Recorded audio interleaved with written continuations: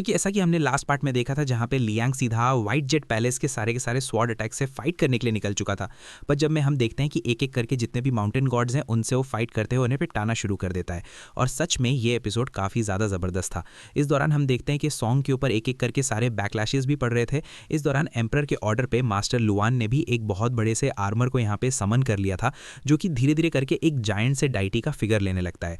अब यहाँ पे हम सॉन्ग को देखते हैं जो कि यहाँ पे अपनी फाइनल अटैक को सीधा लियांग के डायरेक्शन कर देता है, जिससे जहां जहां से ये अटैक गुजरता है वो पूरी तरीके से डिस्ट्रॉय हो चुका था। और यहाँ पर जब बैकलैशेस सॉन्ग मुंह को पड़ते हैं उसके चलते वो अनकॉन्शियस होकर ज़मीन पे जा गिरता है। और अब आगे सोहू में हमारे इस एपिसोड की स्टार्टिंग में हम देखते हैं कि सॉन्ग मुंह की ये हालत देखते साथ ही हम जेगोई को देखते हैं, जिसे कि बहुत ज़्यादा बुरा लगता है। यहाँ पे एम्परर को तो बहुत ज़्यादा गुस्सा आ रहा था कि तभी वो यहाँ पे मास्टर लू से पूछने लगता है कि आखिर उस बंदे का क्या हुआ, क्या वो मारा गया या नहीं। लेकिन जैसे ही मास्टर लू अपने आर्टिफैक्ट में चेक करते हैं तो उसे पता चलता है कि यहाँ पे लियांग जिंदा है। और वो बहुत ही निराश होकर कहता है कि एम्परर ऐसा कुछ भी नहीं है, वो बिल्कुल सही सलामत है।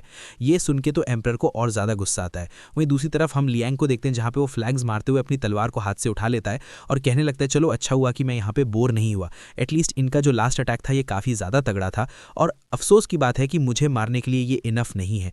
ये कहते साथ ही वो यहाँ पे परफॉर्म करना शुरू कर देता है और लगातार मल्टीपल स्लैश अटैक सीधा यहाँ पे पैलेस की तरफ करते हुए कहता है कि चलो देखते हैं कि तुम इनसे कैसे बच पाते हो। कि तभी यहाँ पे हम देखते हैं कि वो सारे माउंटेन गॉड्स जो थे वो इमीडिएटली उसका रास्ता रोकने के लिए आ जाते हैं। अब यहाँ पे ये लोग मिलजुल के जैसे तैसे एक बैरियर को बनाने की कोशिश करते हैं, लेकिन वो स्लैश अटैक इतना स्ट्रांग था कि उनके सारे बैरियर को तोड़ते हुए सीधा पैलेस की ओर बढ़ने लगा था। इस दौरान यहाँ पे हम एम्परर को देखते हैं जहाँ पे इसने अपने उसी ट्रांसपेरेंट बैरियर को, जिसे कि उसने बहुत पहले यहाँ पे सेट किया था, अब वो इसे एक्टिवेट कर देता है। लेकिन ये स्लैश अटैक इतना तगड़ा था कि ये बैरियर भी इसे होल्ड नहीं कर पाता और यहाँ पे हम देखते हैं कि वो बैरियर को भी तोड़ते हुए आगे बढ़ता है, जिसके साथ ही यहाँ पे एक धुआंधार एक्सप्लोजन होता है। पूरा का पूरा व्हाइट जेट पैलेस ही कांप उठता है और सभी की निगाहें बिल्कुल एंट्रेंस पे थी, जहाँ पे हम देखते हैं कि लियांग बहुत ही कूल वे में एंट्री मारता है और आते साथ ही वो सभी को चुनौती देते हुए कहने लगता है कि कौन है वो जो कि मेरा सामना यहाँ पे करना चाहेगा। कि तभी यहाँ पे हम प्रिंस जैंग को देखते हैं जो कि उसकी प्रेजेंस को फील करते साथ ही उसके सामने आ चुका था। तो यहाँ पे एम्परर का छोटा भाई यानी कि प्रिंसेस जैंग जो है वो उसके करीब आने लगता है, साथ ही वो अपने जो 10th रेल्म की जो ओरा है उसे भी रिलीज करने लगता है और उसकी आंखों में फुल किलिंग इंटेंट था लियांग के प्रति और कहने लगता है कि अगर तुम्हें यहाँ से आगे बढ़ना है तो तुम्हें सबसे पहले मेरा सामना करना होगा और अगर तुम्हें रोकने में मेरी जान भी चली जाती है ना तो भी मैं पीछे नहीं हटने वाला। लियांग उसे देख के हंसता है और कहने लगता है कि पर मुझे तो तुमसे लड़ने में कोई इंटरेस्ट नहीं। और तभी वो ऊपर की तरफ देख के कहने लगता है कि एम्परर चुपचाप मेरे सामने आ जाओ, मेरा वक्त बहुत ज़्यादा कीमती है और वैसे भी मैं बोर हो चुका हूँ, मुझे बस जल्द से जल्द इस मिशन को अंजाम दे के वापस जाना है और अगर चाहते हो कि मैं कोई सीन क्रिएट ना करूँ तो बेहतर होगा कि चुपचाप घुटनों के बल आके मेरे सामने माफ़ी मांग लो और एक्सेप्ट करो जो कुछ भी तुमने किया है और अगर तुम नहीं आए तो तुम्हारी इस पूरी की पूरी डायनेस्टी और पैलेस का मैं क्या हाल करता हूँ ये तुम अच्छे से देख लेना।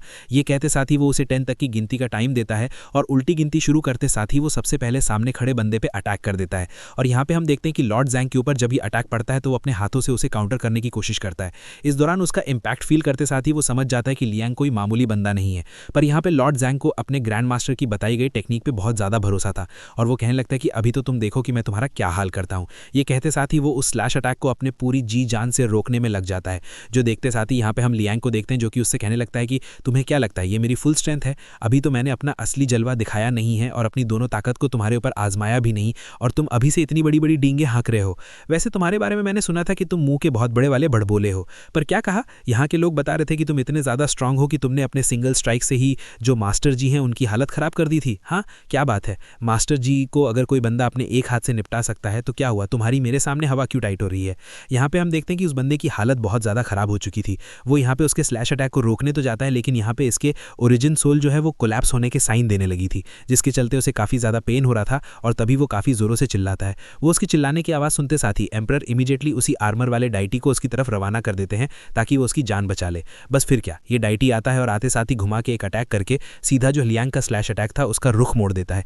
यहाँ पे हम देखते हैं कि जैसे ही इस आर्मर वाले डाइटी को लियांग देखता है तो वो समझ जाता है कि ये तो असल में मॉइस्ट क्लैन से बिलोंग करने वाला बंदा है और फिर उसका असली नाम लेते हुए कहता है कि अच्छा वही मैं सोचूं कि आखिर इन लोगों के पास मॉइस्ट आर्मर कहाँ से आ गया। जिसमें वो कहता है कि हाँ आप शायद सही समझे लेकिन मैंने मास्टर जी के कहने पर ही इस काम के लिए राजी हुआ था और मैंने ही इस पैलेस को बनाने में मदद की। अब यहाँ पे मास्टर जी का जैसे ही लियांग जिक्र सुनता है तो उसे काफ़ी ज़्यादा गुस्सा भी आता है और बुरा भी लगता है। इसी के साथ लियांग आगे कहता है कि तुम लोगों को तो शर्म आनी चाहिए कि अभी भी मास्टर जी के नाम को यूज़ कर रहे हो। इसी के साथ लियांग को गुस्सा आ जाता है और वो घुमा के सीधा एक जोर अटैक उसके आर्मर पे कर देता है, जिसके चलते आर्मर बीच से चटकना शुरू कर देता है और अगले ही पल ये पूरी तरीके से चकनाचूर हो जाता है। ये देख के तो मास्टर लून पूरी तरीके से दंग रह चुका था, लेकिन अगले ही पल इस अटैक का इंपैक्ट इम्पैक्ट उसे भी जाके पड़ता है, जिसके चलते वो बुरी तरीके से इंजर्ड हो चुका था। और तब तक हम देखते हैं कि वो स्लैश अटैक भी आगे बढ़ जाता है, और जैसे ही वो slash attack white jet palace से टकराता है तो इतना तगड़ा वाला इंपैक्ट रिलीज होता है कि जो व्हाइट जेट पैलेस है ये बिल्कुल कोलैप्स होने के साइन दिखाने लगता है, और अगले ही पल व्हाइट जेट पैलेस जो है वो बीच से 2 टुकड़ों में बंटने लगता है। यहाँ पे हम देखते हैं कि सभी लोग दंग रह चुके थे। तभी मास्टर लून जैसे ही लियांग की तरफ देखता है तो उसे यहाँ पे मास्टर जी का ख्याल आता है, और वो कहने लगता है कि सीनियर, आपकी स्ट्राइक बहुत ही ज़्यादा कमाल की थी, और आपकी ताकत तो मुझे मास्टर जी की याद दिलाती है। न जाने क्यों ऐसा लगता है कि जैसे आप दोनों एक ही इंसान हो। अब यहाँ पे उसकी बातें सुनते साथ ही लियांग अपनी तलवारों को अपने पास रखते हुए कहने लगता है कि बेहतर यही होगा कि मेरे सामने तुम ऐसी बातें ना ही करो, और मास्टर जी का नाम तो अपने जुबान से लो ही मत। अगर मैंने पलटकर दूसरा अटैक तुम लोगों के ऊपर कर दिया ना, तो तुम्हारे साथ साथ तुम्हारी ये पूरी की पूरी डायनेस्टी तबाह हो जाएगी। और चिंता मत करो, आज मैं यहाँ पर उसकी दी गई सारे के सारे ट्रेजर्स और जितने भी स्क्रिप्चर्स हैं सब कुछ मैं अपने पास रख लूंगा और यहाँ से चला जाऊंगा, क्योंकि तुम लोग लायक नहीं कि उसकी दी गई चीज़ों को रखो। अब यहाँ पे हम देखते हैं कि लियांग का एटीट्यूड और उसके अटैक को देख के ना, जो एम्परर था उसकी अकल ठिकाने लग गई थी, तो वो यहाँ पे हाँपते कांपते अपनी सारी अकड़ को भुला के सीधा उसके सामने आ जाता है, और उसे आता हुआ देख के लियांग भी स्माइल करता है। इस दौरान एम्परर कहने लगता है कि सीनियर, माफ करना कि हमने आपको ऑफेंड किया, लेकिन हमारा इरादा बस अपनी डायनेस्टी को बचाने का था। अभी यहाँ पे उसे देखते साथ ही लियांग यहाँ पे कहने लगता है कि अच्छा, तो आखिरकार एम्परर ने सोच ही लिया कि वो अपना मुंह दिखा के रहेगा। और क्या बात है, तुमने तो अपनी प्रजा के साथ साथ हेवेंस को भी बहुत ही अच्छे से चूना लगाया है। पहले तो अपनी प्रजा के पूरे रिसोर्सेज का यूज करके तुमने इस व्हाइट जेट पैलेस को बनाया, और अब तुम एक एम्परर होने के बावजूद भी 10th रेल्म के कल्टिवेटर भी बन चुके हो। क्या बात है। एम्परर कहने लगता है कि हाँ, मैं जानता हूँ कि मैं एक एम्परर हूँ और मुझे कल्टिवेट करना नहीं चाहिए, लेकिन मैंने फिर भी किया, और अगर इसके लिए आप मेरी जान लेना चाहते हैं तो मुझे मंजूर है, लेकिन बदले में आपको मेरे और मेरे लोगों को यहाँ से जाने देना होगा। आप उन्हें कोई नुकसान नहीं पहुंचाओगे। ये सुन के तो लियांग को गुस्सा आता है। वो कहता है कि तुम एम्परर होगे अपने घर पे, लेकिन यहाँ पर तुम ऐसी सिचुएशन में नहीं हो कि तुम मेरे सामने शर्त रखो। ये कहते साथ ही वो घुमा के अपनी स्वॉर्ड सीधा उसके नेक के पास ले जाता है कि तभी पीछे से किसी की आवाज आती है, जिसके चलते यहाँ पे लियांग और उसकी जो स्वॉर्ड है वो दोनों यहाँ पे पॉज हो जाती है। कि तभी यहां पर हम देखते हैं कि वही सीनियर सीढ़ियों से ऊपर चढ़ते हुए आ रहा था, जिसे फील करते साथ ही लियांग कहता है कि अच्छा, तो ये तुम हो। अब यहां पे हम देखते हैं कि व्लां कहने लगता है कि तुम इन्हें कुछ भी नहीं कर सकते। यहां पे उसकी बात सुनकर लियांग बिना उसकी तरफ देखे कहता है कि अच्छा, तो सुई जैंग, ये तुम हो। आखिर तुम्हारी हिम्मत कैसा यहां पर आने की? क्या तुम्हें अपनी जान का डर नहीं? क्या तुम्हें इस बात का ख्याल नहीं कि जिस दिन तुम मेरे सामने आए मैं तुम्हें बीच से काट के रख दूंगा? यहाँ पे हम देखते हैं कि सुई जैंग यानी कि मास्टर जी का सीनियर ब्रदर आगे चलते हुए आता है कि आखिर मुझे किस बात का डर? तुम्ही ने तो मुझे सिखाया कि मुझे अपने दिल के रास्ते को फॉलो करना चाहिए। मैं जानता हूं कि तुम सभी से नफरत कर सकते हो, लेकिन उससे कभी नफरत नहीं कर सकती। और जी ने ही इस पूरी की पूरी कंट्री को अपने हाथों से बिल्ड किया है, तो तुम उसकी बनाई गई चीजों को कैसे डिस्ट्रॉय कर सकते हो? यहाँ पे हम देखते हैं कि ये सुनना ही था कि लियांग को गुस्सा आता है और वो अपना स्लैश अटैक पीछे की तरफ यहाँ पे उसकी तरफ बढ़ा देता है, लेकिन यहाँ उससे बच जाता है और फिर कहने लगता है कि तुम्हें शायद मेरी बात पे यकीन नहीं होगा, लेकिन यही सच है। लियांग उसे कहने लगता है कि बेहतर यही होगा कि तुम जी को बीच में मत लाओ। वो जा चुका है तो उसे शांति से दूसरी दुनिया में जीने दो। बार बार उसे यहाँ पे मेंशन मत करो। और तुम्हें क्या लगता है, इसका नाम लेकर तुम मुझे ब्लैकमेल करोगे? यहाँ पे हम देखते हैं कि वो बंदा यानी कि मास्टर जी का सीनियर ब्रदर कहने लगता है कि ये बात सच है, और उसी ने इस पूरे डायली किंगडम को बनाया था, और वो चाहते थे कि जिस डायनेस्टी को उन्होंने इतने फ्रेशर्स दिए हैं, इतने सारे स्टूडेंट्स दिए हैं और इतना ज़्यादा मेहनत किया है बनाने में, वो एक डिफरेंट पैथ को फॉलो करे। बट अनफॉर्चुनेटली उनके अकॉर्डिंग कुछ भी नहीं हुआ, जिसके चलते वो काफ़ी ज़्यादा डिसअपॉइंट होकर यहाँ से चला गया। लेकिन डायली से जो उसका लड़ाव था वो कभी भी कम नहीं हुआ, और इस बात का सबूत ये है कि मास्टर जी के जितने डिसाइपल्स थे उनमें से ज़्यादातर जो हैं वो डायली के ही लॉन्ग जॉम कंट्री से बिलोंग करते हैं। ये बातें सुनकर लियांग कहने लगता है कि तुम्हारे मुंह पे ना ये सारी बातें शोभा नहीं देती, क्योंकि तुम तो खुद ही अपने ब्रदर से कितना ज़्यादा जेलस फील करती थी। तुम्हारे मास्टर सेम थे, तुम्हारी टीचिंग भी सेम थी, लेकिन फिर भी तुम अपने मास्टर जैसी नहीं बन पाई। जिस पे वो कहने लगता है कि हमारे मास्टर ने हमेशा मेरे छोटे भाई को ही ज़्यादा प्रायोरिटी दी। यहाँ पे उसकी बातें सुनकर लियांग कहने लगता है कि छोड़ो, मुझे तो तुम्हारे मुंह भी नहीं लगना। तुमने तो अपने भाई को मरने के लिए छोड़ दिया और वो बेचारा आखिरी सांस तक अकेले लड़ता रहा। ये कहते साथ ही वो यहाँ से जाने लगता है और कहता है, पर जिस मास्टर की तुम इतनी ज़्यादा बुराई कर रहे हो ना, उस मास्टर ने मरने से पहले तुम्हारी हैंडराइटिंग की काफ़ी ज़्यादा तारीफें की थी, और उसने ये भी कहा था कि उसे बुरा लगता है कि काश उसने वक्त रहते तुम्हारे प्रति थोड़ा अफेक्शन शो किया होता तो आज शायद तुम ये ना बनते। और उन्हें इस बात का रिग्रेट अपने अंतिम समय तक रहा। यहाँ पे ये सुनते साथ ही हम देखते हैं कि सुई जैंग को काफ़ी ज़्यादा बुरा लगता है, साथ ही वो इमोशनल भी हो जाता है, और फिर वो कहने लगता है कि देखो, मैं जो हूँ वो हूँ, लेकिन मैं इतना जानता हूँ कि तुम मास्टर जी से काफ़ी ज़्यादा प्यार करते थे, तो तुम उसके लिए एटलीस्ट इस कंट्री को ऐसे बर्बाद मत करो।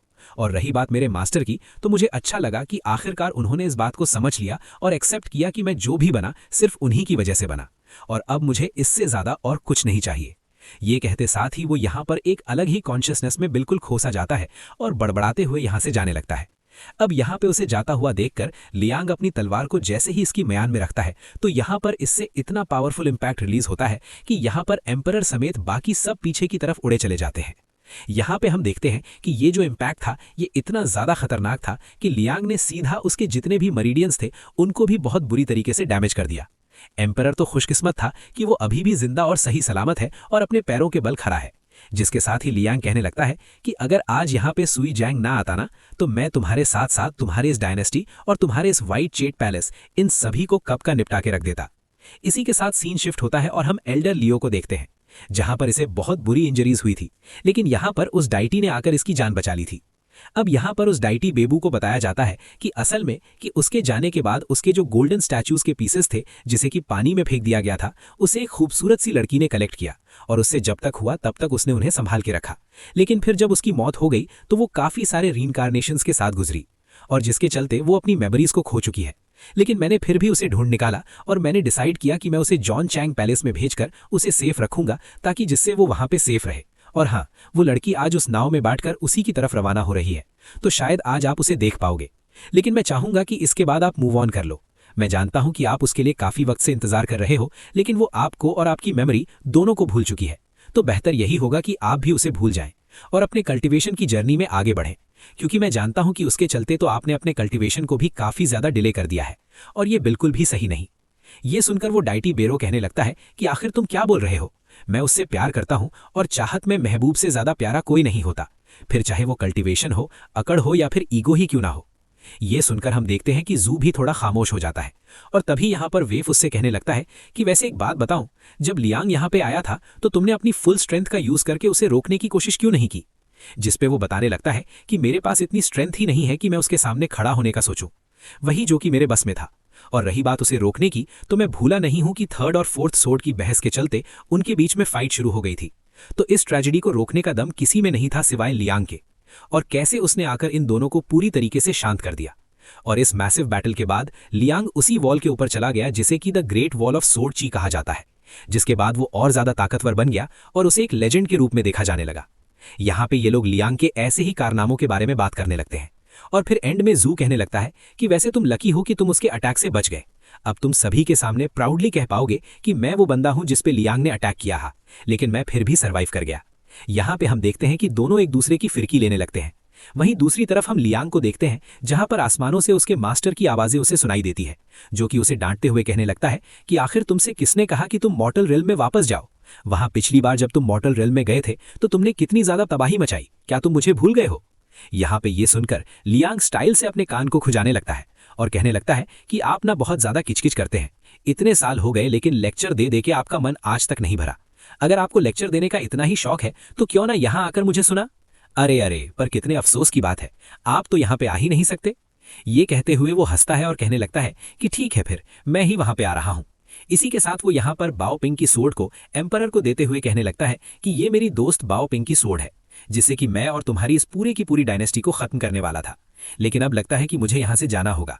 लेकिन हाँ, मैं तो यहाँ से जा रहा हूँ, लेकिन अगर तुमने मेरे पीठ पीछे मेरे दोस्तों के साथ कुछ भी बुरा करने का सोचा तो मुझसे बुरा कोई नहीं होगा, और चुपचाप इज्जत के साथ ये सोर्ड मेरे दोस्त बाओपिंग को वापस कर देना। अब उसकी सोर्ड को लॉर्ड सेंग अपने पास रखता है, लेकिन उसे काफी ज्यादा डर लगता है। और फिर लियांग कहने लगता है कि खुशकिस्मत हो कि बाओपिंग जैसी एक नन्ही सी आवाज तुम्हारी डायनेस्टी से बिलोंग करती है। इसी के साथ यहाँ पे हम देखते हैं कि लियांग जाने लगता है और फिर जाते हुए वापस इन्हें रिमाइंड कराता है कि अगर तुमने मेरे दोस्तों फिश, वो चैन कहीं या उसके साथियों के साथ कुछ भी करने का सोचा तो इस बार जो हुआ वो तो बस ट्रेलर था। अगली बार मैं आकर तुम लोगों को पूरी की पूरी फिल्म दिखाऊंगा। इसी के साथ वो अपने पावर्स को एक्टिवेट करते हुए यहाँ से जाने लगता है। लेकिन तभी यहाँ पर आसमान में हो रही हलचल को देखकर सभी की आंखें फटी की फटी रह जाती है और वो समझ जाते हैं कि लियांग सिर्फ 13th रेल्म पे नहीं बल्कि 13th रेल्म के पीक पे है। बस एक सिंगल ब्रेक थ्रू और वो 14th रेल्म में एंट्री मारेगा।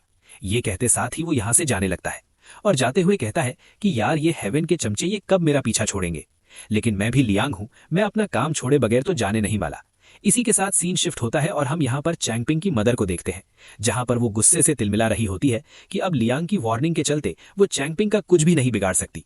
वहीं दूसरी तरफ हम लियांग को देखते हैं जो कि तेजी से ऊपर की तरफ वो जा रहा था, और फिर हमें बताया जाता है कि लियांग जो है वो एक हेवन डिफाइंड कल्टीवेटर है, बिल्कुल वन की तरह, और इसने अपनी कल्टीवेशन को अब तक सप्रेस करके रखा ताकि हेवन फोर्सफुली उसे अपना गुलाम ना बना पाए, क्योंकि हेवंस के जो रूल्स होते हैं लियांग उनके अगेंस्ट चलता है। इसी के साथ सीन शिफ्ट होता है और हम जॉन चैंग पैलेस के पास उसी लड़की को गुजरता हुआ देखते हैं जिसने कि उसी डाइटी वेबू की जान बचाई थी, और अब तेज हवा का झोंका चलते इसकी हेड उड़ जाती है और इस दौरान वेबू भी अपनी चाहत को देख लेता है, लेकिन वो लड़की उसे देख नहीं पाती, और उसे देखकर वेबू को काफी ज्यादा अच्छा लगता है और उसके फेस पर एक प्यारी सी स्माइल भी थी। इसी के साथ यहाँ पे हम चैंगपिंग और बाकी सबको देखते हैं जो कि अपने सफर पर रवाना हो जाते हैं, और ऊपर जैसे ही वो पलट के देखते हैं तो इन्हें लियांग नजर आता है, और लियांग भी मुड़कर इन्हीं की तरफ देख रहा था। वो यहाँ पे मन में कहता है कि चैंगपिंग मेरी टीचिंग्स को कभी मत भूलना। यहाँ पे दोनों ही एक दूसरे के साथ बताई गई मेमोरीज को याद करने लगते हैं, और लियांग स्माइल करते हुए सीधा हवा को बीच से काटते हुए सेकंड रेल में एंट्री मारता है, और यहाँ पर वही द ग्रेट वॉल ऑफ सोर्डची मौजूद था। और यहीं पर हम इतने टाइम बाद निंग को देखते हैं जहां पर वो अपने दुश्मनों से फाइट करने में बिजी थी। इस दौरान यहाँ पर आते साथ ही लियांग सभी सोर्ड्स को इन्हें देते हुए कहने लगता है कि मैं डायली डायनेस्टी से गुजर रहा था तो सोचा क्यों ना आपके लिए कुछ तोहफों को यहाँ से लेता चलूं। अब यहाँ पे हम देखते हैं कि उन सारी सोर्ड को देखकर जो वॉर मास्टर है वो काफी ज्यादा खुश थे, क्योंकि यहाँ पर इन सोर्ड्स ने आते से आधे से ज्यादा दुश्मनों को ठिकाने लगा दिया था। अब यहाँ पे वॉर मास्टर के इशारे पर जितने भी लोग थे वो सभी लोग लियांग का यहाँ पे शुक्रिया अदा करने लगते हैं और अपनी सोर्ड को उसके रिस्पेक्ट में हवा में उठाते हैं, जिससे काफी ग्लोई सोर्ड एनर्जी रिलीज हो रही थी। इस दौरान यहाँ पे निंगो जो कि पहले से ज़्यादा एक्साइटेड नज़र आती है, वो यहाँ पे सभी से कहने लगती है कि दोस्तों चलो फिर हमारे अधूरे काम को अंजाम देते हैं। So that's it for today guys. I hope कि तुम सबको आज की वीडियो काफ़ी ज़्यादा पसंद आया होगा। अगर हाँ तो वीडियो को लाइक, शेयर और सब्सक्राइब करना मत भूलना। मिलते हैं नेक्स्ट एपिसोड में।